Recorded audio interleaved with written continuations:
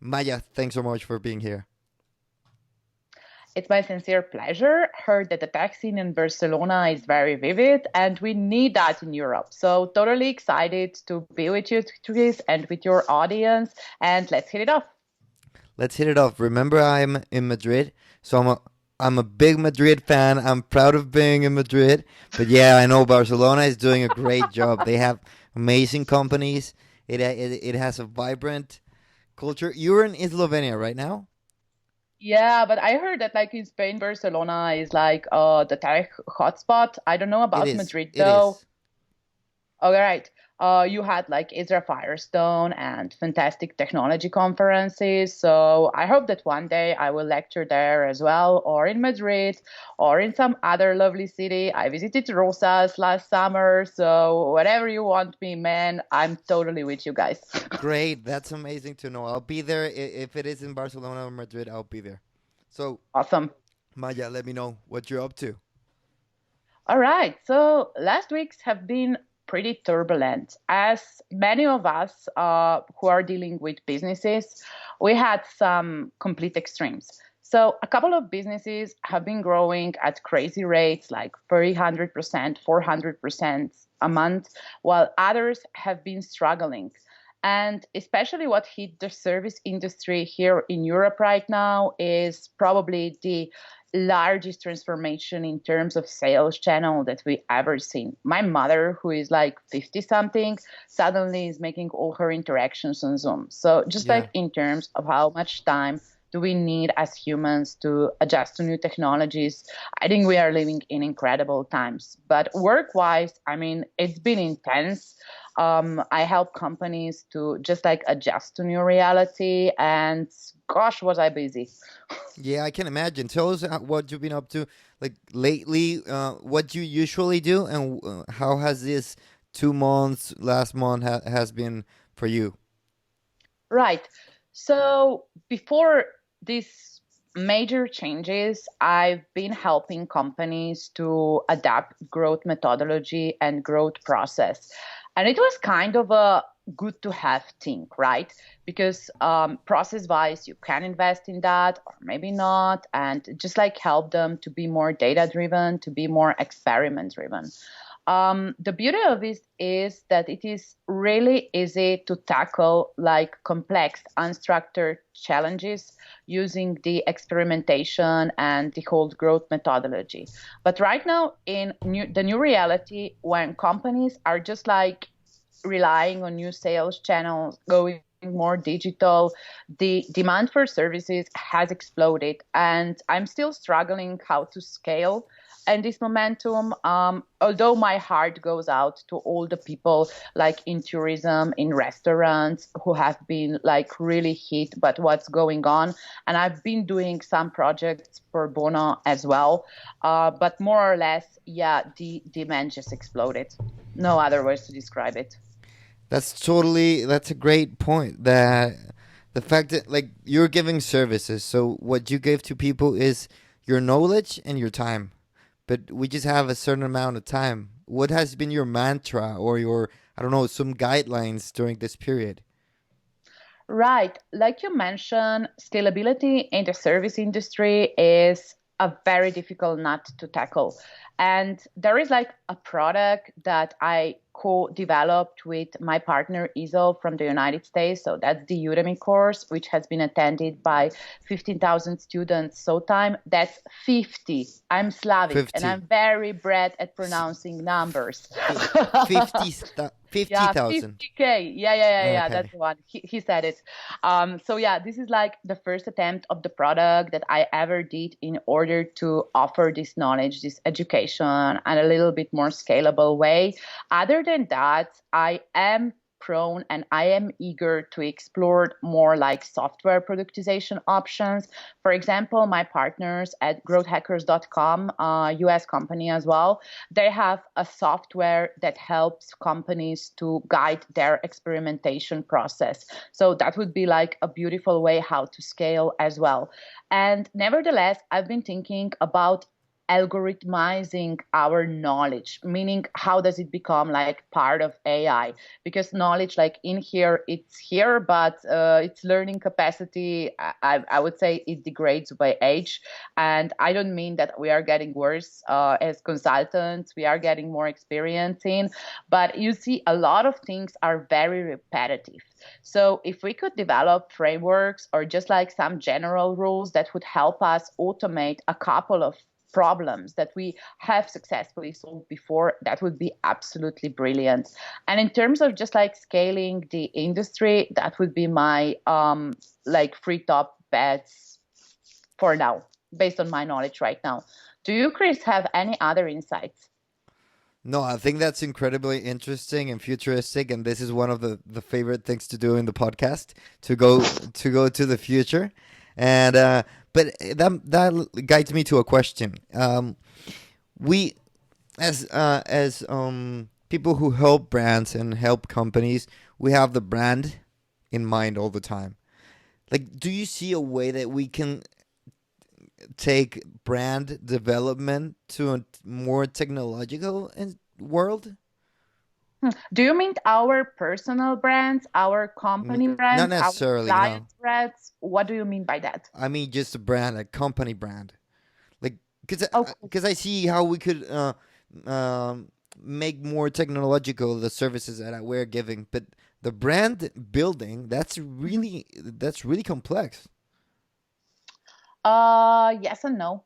So in terms of content, there has been a lot of automation, and just like some of the media outlets are no longer like hiring human writers because algorithms by now can create better articles than humans. Again, it Tell me, comes tell me down about with that. What's going on no. with that? I don't know. No, it's a secret. I think you should invite somebody from the journalistic field.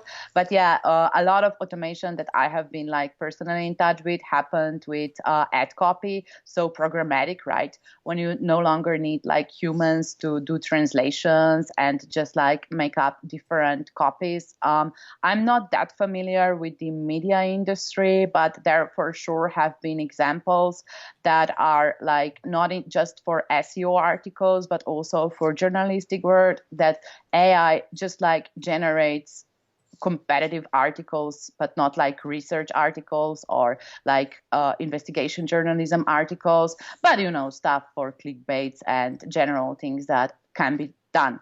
But yeah, like what I said about that, so a couple of elements of like at least copywriting can definitely be automized, whereas in communities work and just like generating the general sentiment from the market, there have been a lot of like machine learning. So I'm not just talking about text analysis and sentiment analysis, just like to evaluate what's going on and how should we react to that. So these tools are helpful, at least in the research phase. Can they like interfere with how we humans emotionally connect with brands? I don't think so, but at least like in the research phase and just like the whole neuroscience going around and like research done in that area is pretty phenomenal. So I'm not saying that in terms of branding we can like holistically automate everything, but there are fragments that are like pretty automated right now, and this is the stuff that we definitely need to familiarize ourselves with as the new business builders. That's incredible. Yeah. So where do you have clients? Are they mainly in Europe? I've been working with some company from the United States as well. Interestingly, I never had an Asian company, which is maybe a challenge for me. I don't know. But yeah, the rest of them are from Europe. So the first clients that I ever got, finally, were from the Netherlands and Belgium, because just like in terms of my personality, I more relate with this type of environment. I actually had to build a name for myself abroad before anybody in my own country took me seriously, because it's just like this novelty effect around. But right now, like the ecosystem here is developing spectacularly well, as for like the last 2 or 3 years or something like that. But before, just like the ecosystem was, I guess, not ready or interested in other fields. Can you tell us more about that personal branding, if you want to call it, adventure that you had to go through? Uh, Well, how long ago do you want to go? I don't know. I've been around forever, you know. I'm 32 and I've seen things. I'm 32 as well. What are you talking about? I'm 32 I as feel well. very mature because some of the companies that I work with have founders that are 25 and they are richer than me. So I'm very respectful towards young people in tech. Yeah, that happens a lot in our field, but I'm 32 as well, so you can go. I don't know. Tell me how did you get out of your comfort zone, probably, if you want to call it that way, and I don't know. Sure. So I felt something is badly broken in marketing. And that was like year 2012, 2013, when people were just like starting to hit social media, when they weren't like all these advertising tools around, where it was just like your own curiosity. And if you want to dig into stuff, so curiosity and just like willingness to learn, just like put me into this rabbit hole of social media, and I got obsessed by it.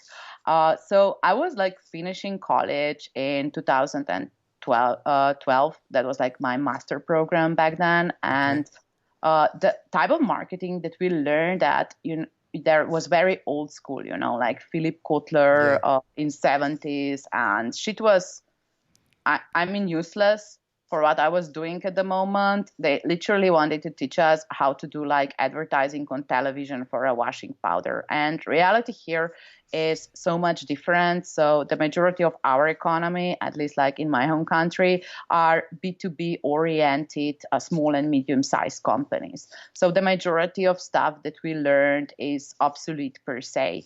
And as I start to be more and more drawn into tech, because I am futuristic. I like thinking about tomorrow. I am like genuinely excited what innovation will bring to human society. I think it's a very good progress.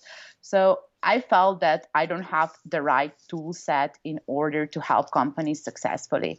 So the concrete project that I was tackling and like 2014, 2015 was a Kickstarter campaign for a mount that you put your cell phone in a car and it connects via Bluetooth. And the Okay. thing to Kickstarter.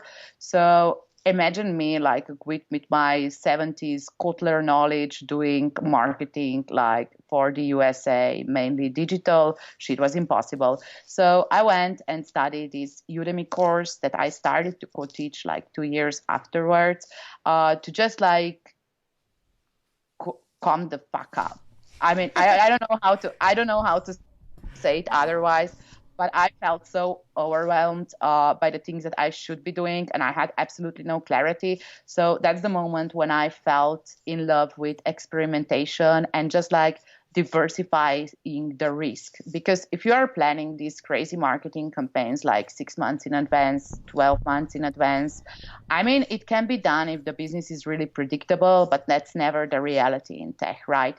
So just this notion to embrace that I don't have like the full burden of like a couple of 100K budget on my shoulders, and that one decision is make it or break it for me. That was eye-opening and highly intriguing. The other thing that I really love is just like connect with designers, with developers, and just like expand my area on influence in a way. So I was not just like this office girl who did a little bit of HR, a little bit of accounting, and a little bit of marketing, like usually happens when you are a female working in a tech company. But I actually had like a very important role in a product team. So that felt liberating as well. And later on, as I couldn't proceed like my formal education here in Slovenia, my native country, I went and moved to Amsterdam for a couple of months. And from there on, I quickly moved to Belgium, where the discipline was just like well developed in terms of that companies already felt the need for the discipline. Then I went a little bit into crypto because I felt it is a once in a lifetime opportunity. So with a group of a couple of friends, we did ICO, and we raised 22.5 million in Ether back then. And that was like a very important benchmark in my career as well. I did some projects, like, as you will are already familiar with, for larger tech companies, but these were kind of the key milestones when I felt that this is it, that I want to do this in my life, that this is the right way to do marketing.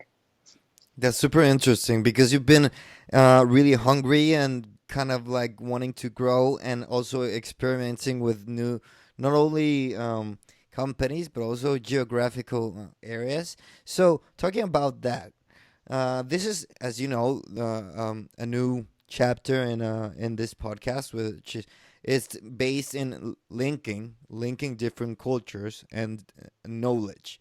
So a lot of people listens to us in Latin America. As you know, we're based in Madrid, and a lot of people listens to us in Spain. So, from your experience, how would you define or differentiate Europe with what you in between areas, if you want to go that deep, but also comparing to the United States? All right. So I don't want to be stereotypical, but that's exactly what I will be doing in the next couple of minutes. So bear with me and just cut me out if you don't like what I'm saying after I No, finish no, it. you're more than welcome to say whatever you're thinking. That's why I invited you. Cool, fair enough. So let me try it like this. I come from a Slavic region, and we are somewhere between north and south. You would probably say that we are Eastern Europe, but we like to believe that we are in the Central Europe, nevertheless. So there is a vast difference in Europe itself. And I felt that as I was living abroad and traveling around. So what I personally like when working for people who are more from the Southern Hemisphere, including us, is art of improvisation. So Okay. that we can tackle our problems and just sometimes talk through something. You know how it is. We Yeah. get creative. The second thing are interpersonal relationship, because we are warm, we are friendly towards people. And I'm not saying that people from the north are not, but genuinely we feel stronger need to socialize and to just feel nice in the work environment. The first time I was working in Belgium in the French speaking areas, I was completely shocked as they came to the office and everybody kissed each other. We don't have this. We don't have this. I was like, what are we doing here? Eventually, it's a lovely habit, and I completely embraced it. But just these everyday gestures makes us so different. And I was just talking with a friend of mine who is in charge of a very large Swedish investment about this subject lately. He studied he did 4 master theses in the USA, a crazy guy. And we just had this discussion on Friday, and here are our conclusions. Okay. So in comparison with Americans, we are a little bit less self-confident. And what I mean with that is that people in Europe will beat themselves heavily when they fail and they take stuff too seriously. Okay, interesting. Yeah, definitely. For example, if I'm not responding to your email for 5 days, you might be worried. But in fact, I'm just so freaking busy. And that's the last thing that comes to my mind. Not talking from experience here, just oh, is something wrong? Why does this person don't like me? You know, we are sometimes a little bit our own saboteurs. That's actually the first thing that I want to talk about. The second thing is just the ecosystem for innovation. So in Europe, we don't have a lot of private capital, right? Maybe in the UK or in the Netherlands, it's a little bit better, but at least in our region, we probably don't have almost any private capital whatsoever. So to just investing in startups and attracting good talent for something trade shares of the company is here like almost bureaucratically impossible. Like everybody who would like to do that has to start a company elsewhere, because here it's just like not attractive in terms of how we have our regulations.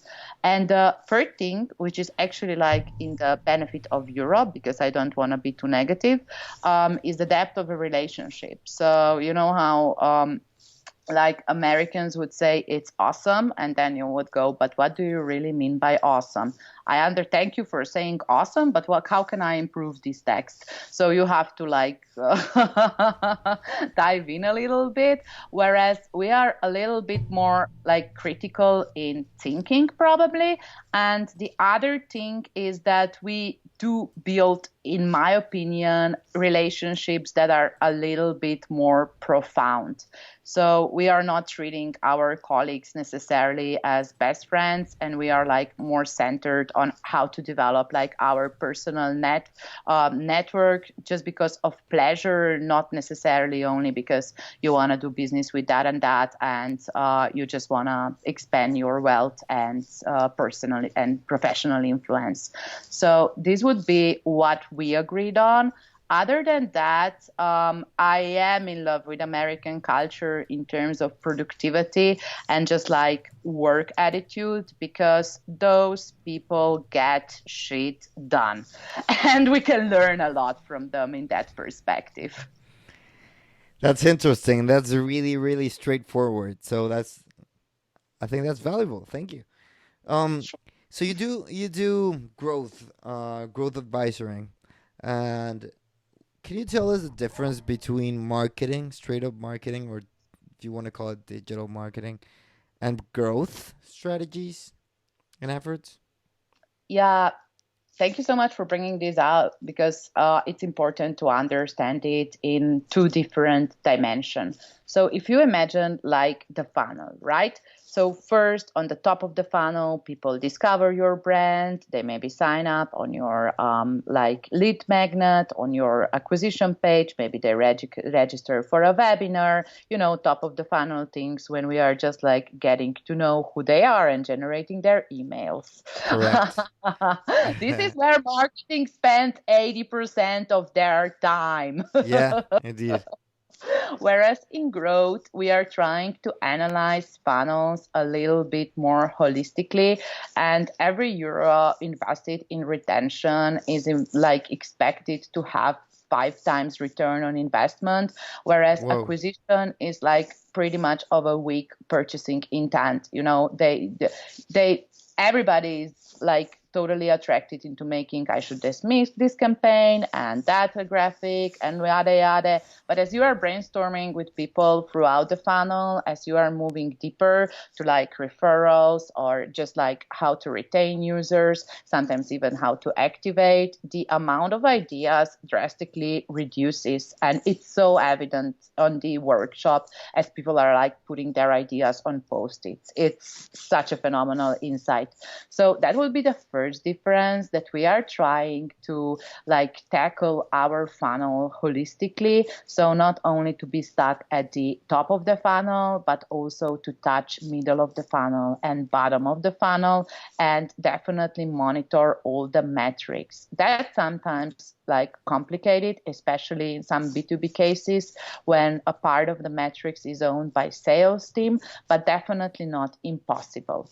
The second best difference is just like this structure, how team is organized. So in growth, we like to believe and like structure our teams to be interdisciplinary.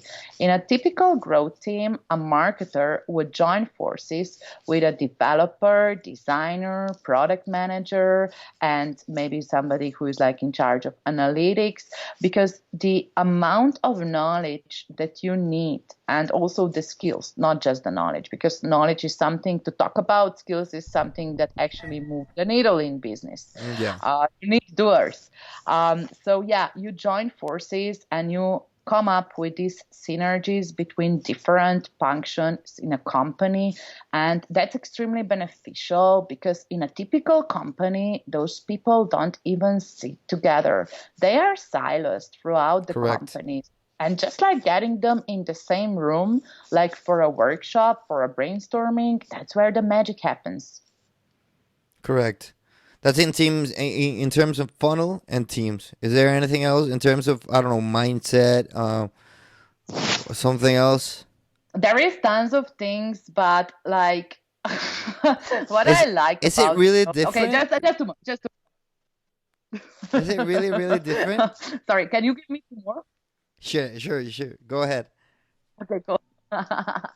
So in growth, we have like a very nice community, which is very like sharing oriented in terms of knowledge. And it's like a very cool bunch of people, and we like to discuss things. We feel that we are working in this field full of novelties. So it's okay to talk about like cases and just like publish some case studies or whatnot. Whereas what I saw with marketers working especially in e-commerce field, they are hiding their tools that they are using.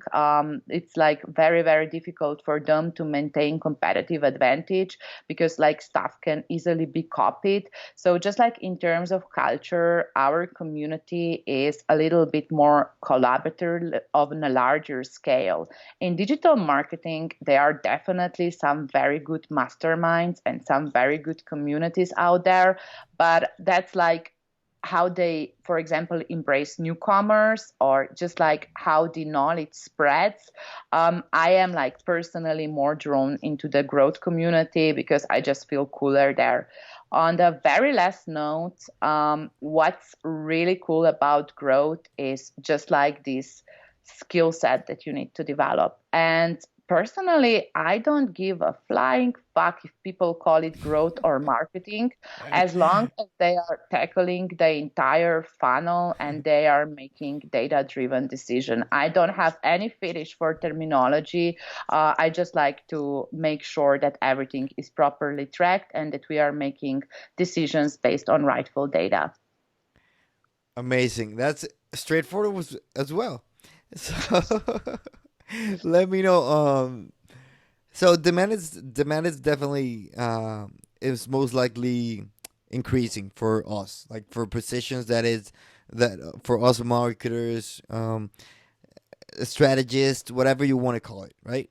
So how are we going to select the best clients for the next few months? I think this is gonna be this like this is gonna define the some maybe the few next years for us. Selecting the right clients, the way we want to make the client believe. Many of them are gonna be new in the digital world. A lot of businesses, traditional businesses, are turning digital. So how would you approach this new era? That's a very good question, Chris. I love it.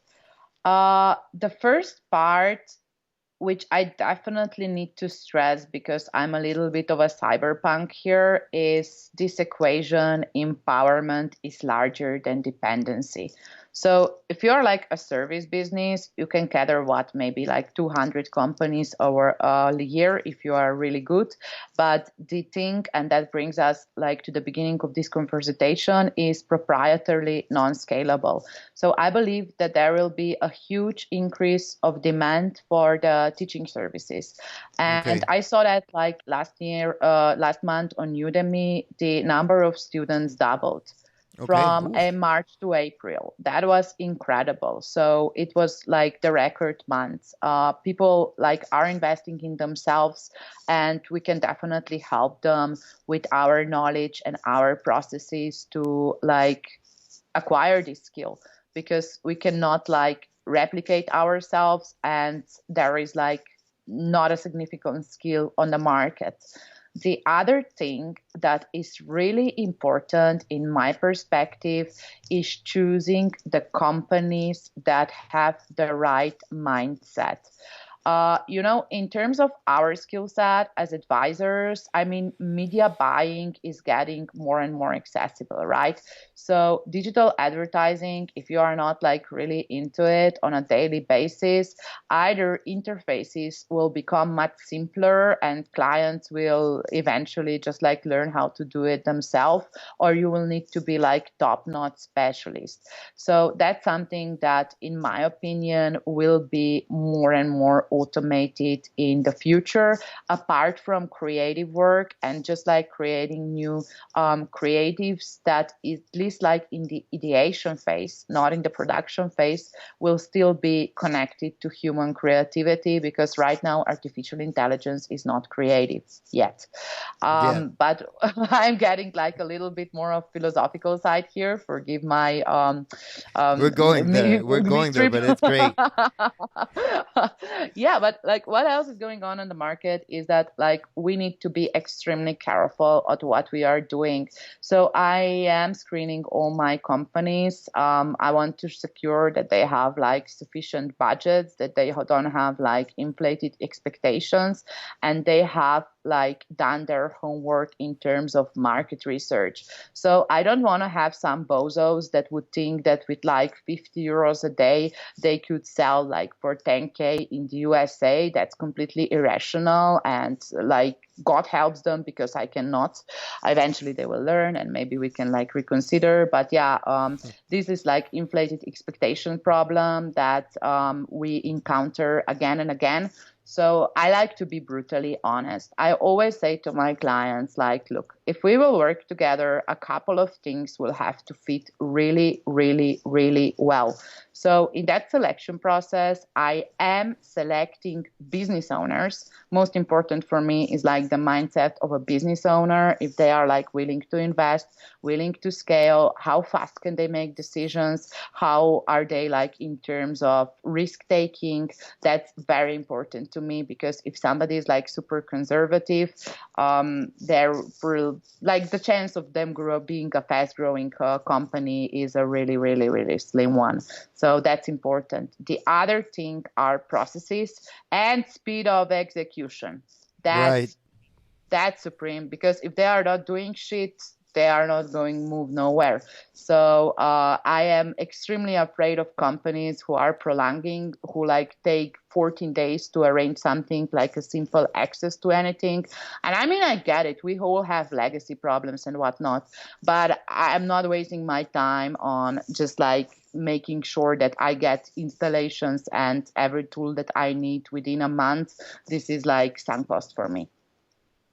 Okay, and so you're focused, let me know if I'm getting this right. You're focused in companies that want to grow exponentially. Like if someone comes and tells you, "So listen, we want to work on our I don't know, on our e-commerce, but we really don't need that much." You're going to maybe pass? I didn't understand the question. So are you just taking clients who are focused in growing exponentially, or you could take a client that just need like a more realistic goal? Oh, that's an interesting question, the way that you put it. What I am like very much leaning forward is to have companies that make like preferably from 20 to 50 million dollars a year. I am interested in like smaller companies as well, but I wouldn't like to work with somebody who's like below 100K per year or something like that, because that for me is a company who hasn't found product market fit yet. And I firmly believe that they should internalize such competence. Never had like good experience working with such companies. Not saying that some of them are freaking awesome, but I think that like better form of service they would get if they just like hire an agency to do performance and raise somebody who would really eat, breathe, and sweat their domain. So that's my personal take on it. Not saying it's wrong, not saying it's right.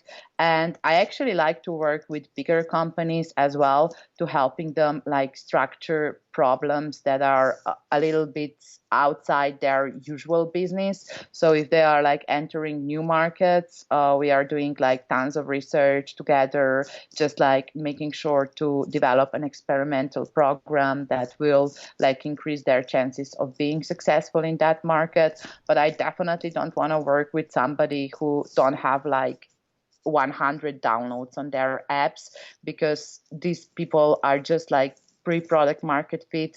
And totally don't Yeah. get me wrong here, I'm not being rude, but this is like the type of business of growth consultancy. It's brilliant that they are developing expertise in that field, but I believe that it's their job to do. Yeah, and also like if you're focused in certain companies that are that are in a process in a moment, then you have all the freedom to go and pick those clients. So that's amazing, and congratulations for being able to do that. Um, I s- worked bloody hard to get here. yeah, I do. I The can route hear was that. I can hear that, the route was very, and very, very and you have to have stormy, it and really clear. You have to be really clear of what you want, of the kind of efforts or energy where you want to spend your energy. That's amazing. So we're passing the half hour, and we're coming to the moment where our predictions start to take place. So if you don't mind, I would like to start with a company that we all like to talk about, which is Amazon. At least for me, Amazon has have the e-commerce that's going on in the U.S. goes through Amazon. It's a extremely big company, and I know it's more than just e-commerce. We all know that. But in terms of e-commerce, do you think, or where can you see a company or a merge of companies that could actually um, maybe compete against Amazon? mm, in China. No, like, look, man, the situation is as such. Amazon, like at least in the United States, is so well positioned that like I've seen data like from Shopify and Magento from e-commerce businesses that like those people who are like trying to export products from Europe to the USA, like people would rather buy them on Amazon because shipping is so damn expensive that you don't even have a fighting chance in terms of not doing that. So I've seen businesses who have Let like me let me tell you one experience. I just before you go with your answer, I just bought for a long time. I saw that the second biggest sales e-commerce seller in Europe, at least in Spain, was Nike. Okay, Nike. So I bought a pair of shoes last week. They charged me double. It was an error, and then I've wasted like probably 2 hours in talking to representatives. They're gonna give me back my money of the other charge in between 5 days. I talked to them today. 5 days and 14 days. We're talking about Nike, okay? And this is going on. So I know what you're saying. It sounds incredibly difficult, but if you had to guess, where would it go? No, I'm just saying that whoever doesn't do Amazon in the USA is missing out on a huge like channel. I mean, there is Wish platform, which is like a little bit more AliExpress and like Alibaba driven, but I'm personally not on the market for that. So yeah, there is a lot of activity in Wish as well. That's like a mobile first channel because like Amazon still has its like usability quirks, right? Meaning that they have like consistent shopping experience and they are like known to have a good customer support, so that in terms of communication and just like working hours is much better for the people in the USA at least. But nevertheless, like mobile could be the thing because that is like a little bit more utilized. And I'd say like e-commerce businesses with really strong communities, lifestyle brands that kind of got into the movement. So there is like a brand that I really love here in Europe. It's called Stronger, and it specializes in fitness gear, like for women. They have amazing outfits, and we're simply obsessed by it in our fitness community. Other than that, I mean, if you are at least like a small business owner, your brand and just like your relationship towards customers are your proprietary assets. And I mean, ownership of data is beautiful. So on Amazon, it's a little bit tricky because you are not even able to communicate with your client that well, right? And if you are building like a lifestyle brand and like a very cool, close relationship with a customer, that could still be like an unfulfilled need that somebody might be drawn towards. On the Amazon, like if you are utility, or just like somebody with very low differentiation point, things are difficult. Yeah, very interesting. Tell me one thing about like the big four: Amazon, Facebook, Google, and Apple. Which one do you think, if you think there should be some regulation for competitive sake, for innovation's sake? Which one do you think it should be touched before, and how? I didn't expect this question. You can pass. You can pass. No. I'm fine. I'll just like think on a go here. So please fill me up if you think there is another aspect that we should touch upon. Yeah, the first thing that sometimes creeps me a little bit is privacy. I mean, Yeah. in Europe, we have GDPR and we have like California protection of privacy law, which is like nice. But we are just like, oh no, these weird stories, as somebody was saying, a brand near their cell phone, and suddenly they just like saw they were floated with the ads from this brand, right? So that's like a little bit disturbing in terms of like, are they listening to me? And I'm the last person from being paranoid. I don't consider myself to be as important that somebody will be spying on me, but just like this notion of free will and choices that Yeah. we could make consciously is a little bit like disturbed. And I think that we can work a lot on educating people, but just like these subtle advertising practices, especially with older people and people who are like a little bit on the edge of technological literacy, that could be dangerous. The other thing that really creeps me off is selling of data to insurance or health or something like that, Yeah. because I would say that I like to lie to my doctors about how much wine do I have per day.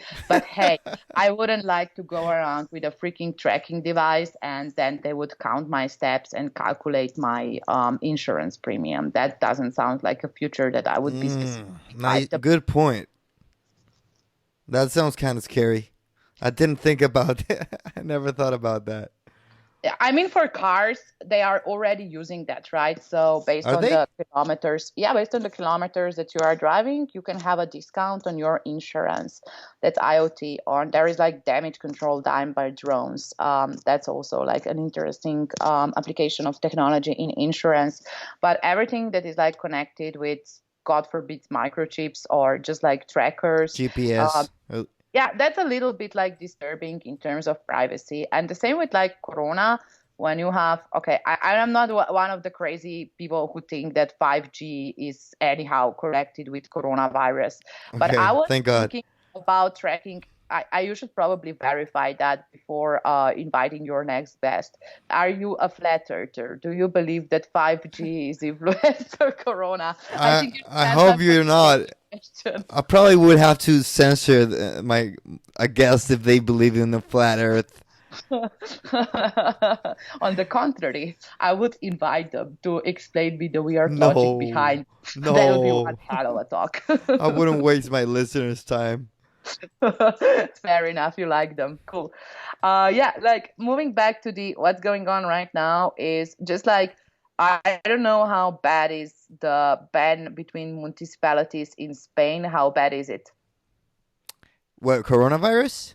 Can you go to other region or not in Spain? No, you can't. You can't go yet. There, we're here in Madrid. We're in phase two. But most of the country already turned to phase one. So most of them are like really, really near like complete freedom. But here in Madrid, we're not. All right, sorry to hear that. I hope you guys get into stage one as soon as possible. Thank you. Sure. Here on the 1st of May, which is Labor Day, they just like enabled the transition between regions again. So we are not allowed to go to Italy or Croatia, but we can travel around country. And I was playing around with this idea. Would I be like willing to let them track my cell phone in order to be able to move around freely? And I mean, I've been talking with some guys from Serbia the other day. Um, like shit is bad there. They are not even like able to get out of their apartments, and there is a police hour, and there are like regulations are much stricter. And I don't know. I think it was Czech Republic or maybe Croatia, but they were randomly calling people and checking in their indoors. Whoa. So to answer the question, and I mean that's a very, very, very long way to answer the question. Um, I don't think that technology companies should be regulated on a very large scale, but we should definitely try to anticipate as like society of how their work could influence us and just like be cautious about that. I don't think that regulation per se is a very smart thing because it's usually not done by the best decision makers in the business. They are just like throwing around some things that are popular. But I believe that like people who actually know their stuff should like decide what is something that we should be worried about. So I believe that like in Thai, people who are actually there should decide on what the progress should be pretty much independently, maybe in terms of NGO or something like that. By the way, were you hearing the this court thing that Mark Zuckerberg has had a few years ago? I'm hearing a bit of noise with your mic. I think you're like Oh, sorry. playing with it. Sorry, sorry, sorry. Can you ask that last thing again, please? Yeah, yeah, sure. Sorry for playing around with my mic. I get playful when I'm talking about future. So the thing is, do you remember when this court was asking Mark Zuckerberg a bunch of very like technologically illiterate Yeah, questions? I saw that. Yes. That was amazing. Yeah, that was pretty weird. So That was kind of embarrassing. my personal take on it is just like establish some committee, somebody who actually like knows tech, and maybe we can like shape some regulation from there. But I wouldn't like people from at least government in my country who are having like other people to do Instagram and Twitter for them to have anything to do with how these companies are regulated. I don't think so. But there is like another aspect that is kind of like worrying to me, and just like for the labor force, you know what is like the best way to become a millionaire? Yeah. You know, I don't. it's to work for Facebook or Google. So no Oh matter what you no. That's so statistics say. sad. Oh, right. So in terms of like supporting individual innovation, everything gets like super consolidated. Uh, And in terms of just like just got mad. enabling markets, like some sort of market balance, so not to have these huge duopolies and stuff like that. I think that like government should support small businesses and just like general technology, progress. So that's like a very strong point that I would like to make in terms of encouraging like fair business practices and also like fairness of talent accessibility. That's exactly where I incline my opinion to. I know it's a very delicate subject. here in Europe, people has fought way too hard and way too much for their freedom and for the rights they have right now. And yeah, I think it's a really complicated question that we all have to participate in. And for example, in this podcast, I think it's important that we share these questions and this point of views, because people that are listening to us also can make their own point of views. So talking about this and about podcasts, I want you to give me your takeaway on the influence and the difference of this medium of podcasting. How do you think and sense it different from, I don't know, maybe video, maybe Instagram, maybe YouTube? I don't know, because I think we're it's really clear that it's different in a way. It's like a special one. What do you think about this? Interesting. So I started to record my own podcast. I wouldn't recommend it because it's in Slovenian language, and Okay. that's like an audience of 2 million people per se. But yeah, I enjoy that. Like I do this with so much energy and passion because it, like similarly to you, helps me to meet new people and just like discuss on the topics that I'm passionate about. So what is really like interesting is how podcast consumption changed through coronavirus time, right? So you know that we were listening podcasts when we were transiting, when we were either in our cars or at metro Yeah, or it whatnot. went down in March, like really quick. Yeah, that happened. So just like Yes. the occasion when you are listening and the role of podcasts in people's lives. So I think that they are helping them to bridge those moments that are sort of, I wouldn't say nonsensical, but when they would like to feel a little bit more productive. So I'm listening podcasts as I am like cleaning my bathroom, as I am like taking my dog out. And my dog is lovely. I absolutely love her, but I don't like to do that when it's raining. So it's easier to have something in my ears to just like kill the thought that I'm actually here with in this wet weather.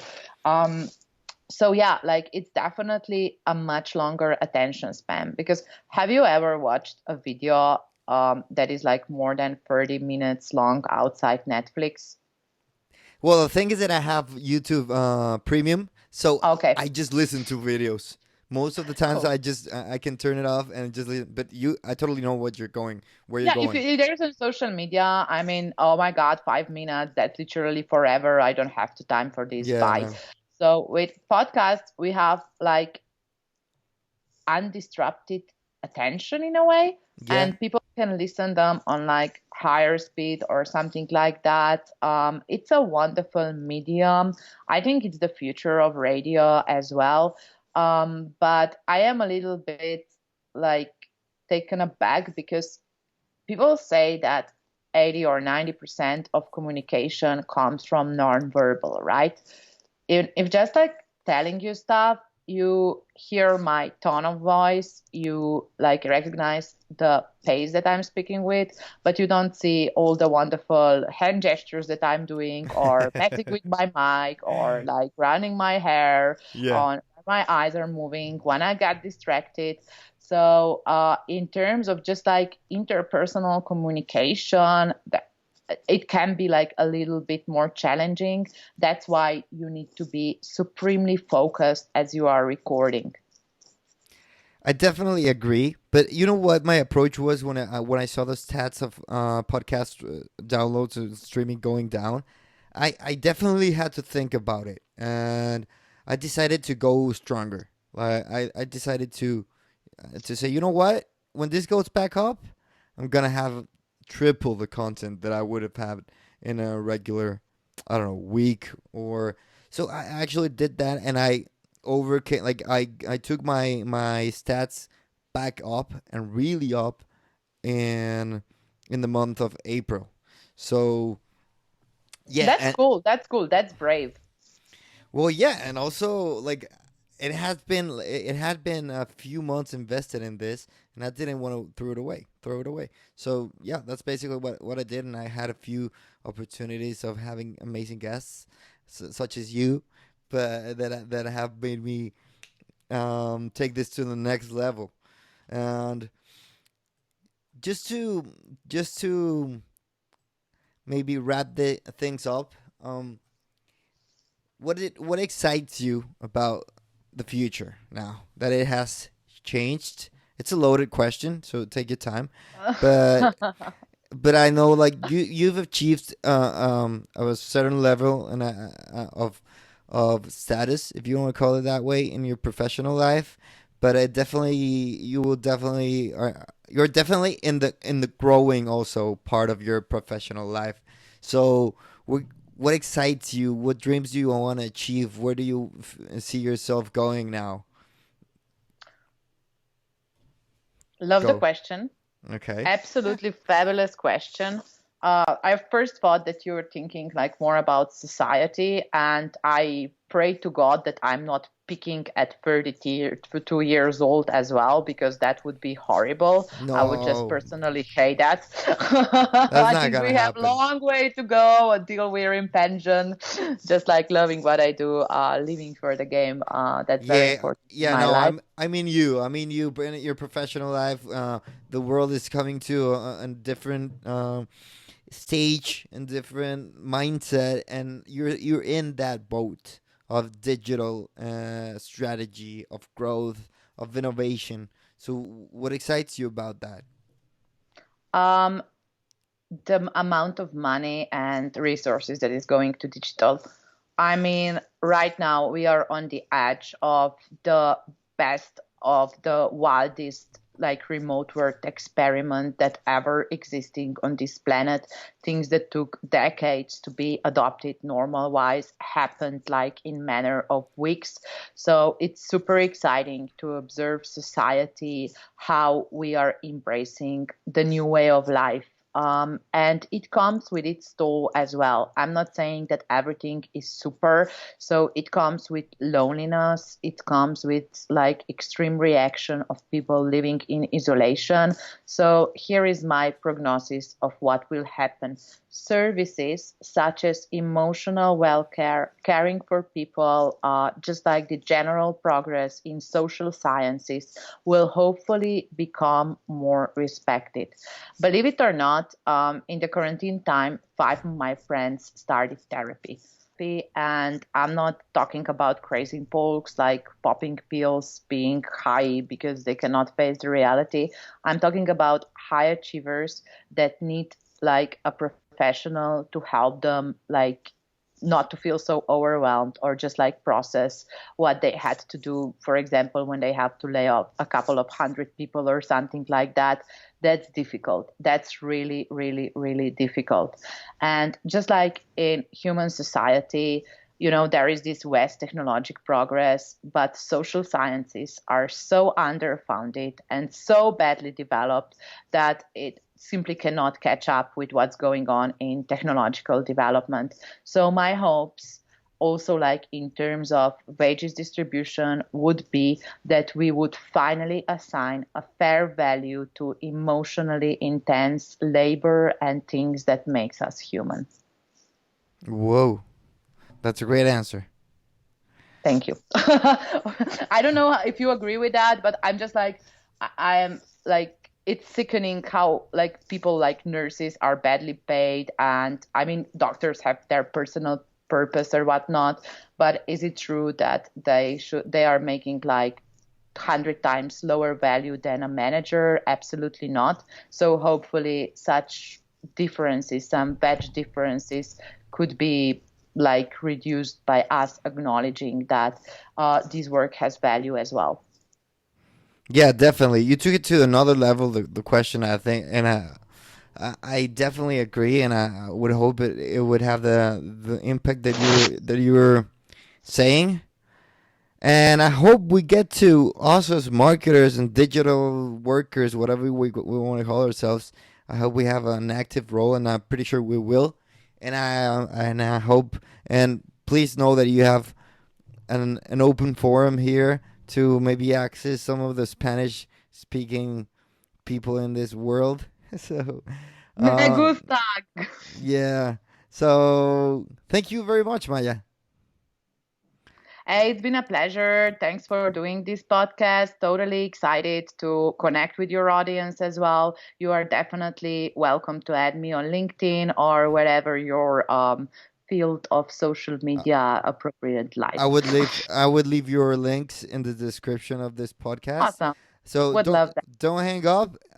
Let's just we'll say bye in a bit. But thank you to everyone who listened. This very first chapter in English. So thank you everyone. Thank you, Maya.